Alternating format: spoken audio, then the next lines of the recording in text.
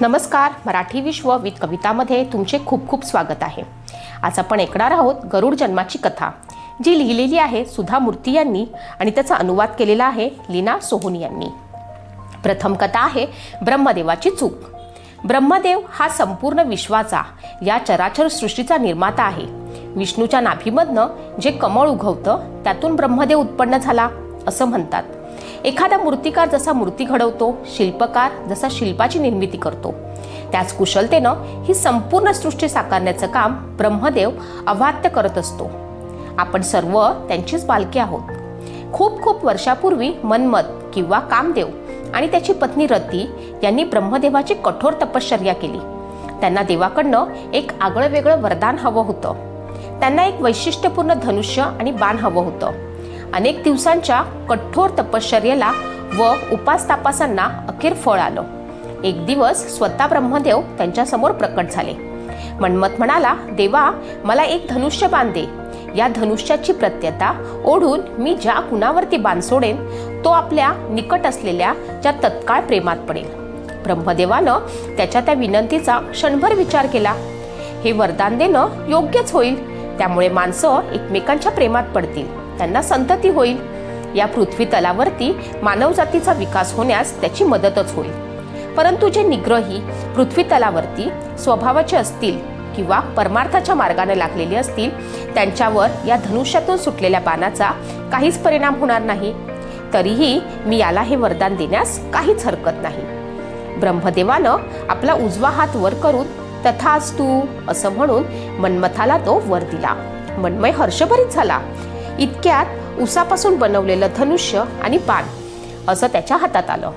ते घेऊन ब्रह्मदेवानं मनापासून आभार मानून तो आपल्या वाटेनं चालू लागला. जरा वेळानं मन्मथाला त्या धनुष्यबाणाची शक्ती पडताळून पाहण्याची इच्छा झाली. त्यानं फारसा विचार न करता धनुष्याची प्रत्यता ताणली आणि मागं फिरून पहिला बाण थेट ब्रह्मदेवावरच सोडला.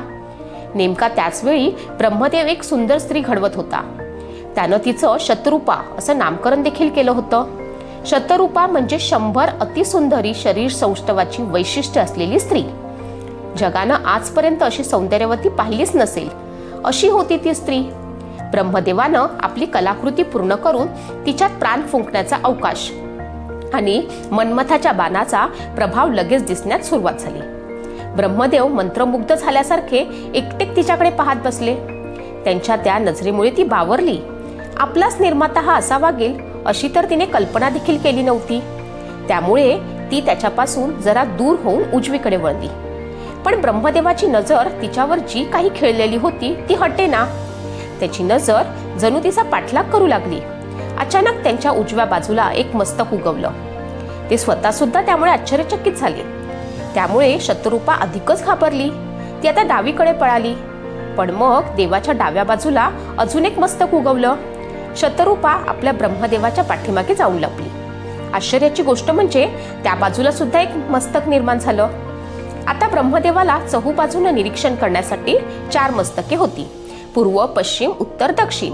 त्यामुळे शतरूपा आता कोणत्याही बाजूला गेली तरी ब्रह्मदेवाला ती दिसू शकत होती. आता वर जाण्याशिवाय शतरूपाकडे दुसरा काहीच पर्याय नव्हता.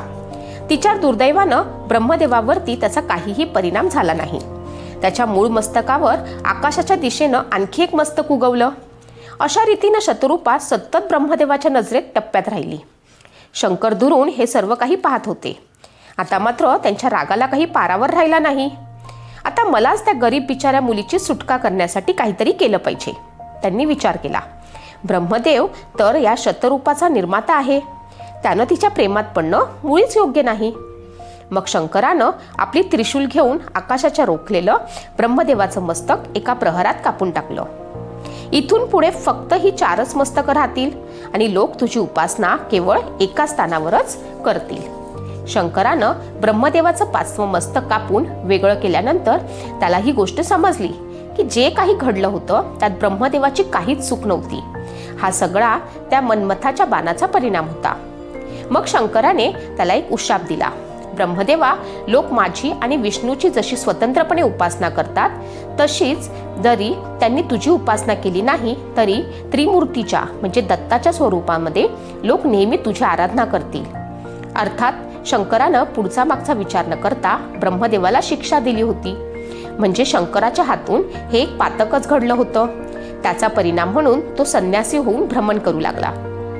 भ्रमती करता करता एक दिवस ते ब्रह्मकल्पाला जाऊन पोचले. उत्तराखंडामधील बद्रीनाथ हे त्याचं नाव आहे. ब्रह्मदेवाचं ते कापलेलं मस्तक हाती घेऊन त्या मस्तकाचा भिक्षापात्र म्हणून वापर करून शंकराची ही भ्रमती चालली होती. परंतु ते भिक्षापात्र, ती कवटी कधीच पूर्णपणे भरत नसे. हे एक आश्चर्यच होतं. त्या पात्रात कुणी कितीही अन्न घातलं तरी ते नेहमी रिकामं राहील. अखेर शंकर वाराणसीला जाऊन पोहोचले. तेथे पार्वतीचं रूप असलेल्या अन्नरूपा देवीनं त्यांच्या पात्रामध्ये भिक्षा घातल्यावरती ते भिक्षापात्र भरलं. अन्नपूर्णा ही सुखसमृद्धीची देवता. असं म्हणतात की ब्रह्माचं हे 5वं मस्तक अजूनही शंकराकडेच आहे. या कथेत वर्णन केलेली घटना ज्या ठिकाणी घडली आहे ती जागा म्हणजे राजस्थानामधील पुष्कर असं मानतात. कशी वाटली तुम्हाला ही कथा? अशाच आणखी कथा ऐकण्यासाठी हाच पाठ पूर्ण पुढपर्यंत पहा आणि अशाच कथा ऐकण्यासाठी माझ्या चॅनलला सबस्क्राईब देखील करा. धन्यवाद.